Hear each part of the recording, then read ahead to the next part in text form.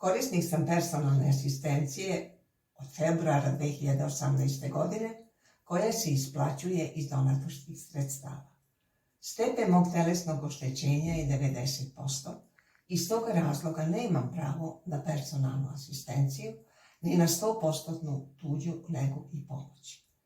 Kod nas lekari ne prepoznaju potrebe ljudi sve dok one stoje na nogama i sve do toga momenta nemaju pravo na 100% tuđu i negu i pomoć, a čim osoba to nema, ona nema pravo na personalnu asistenciju.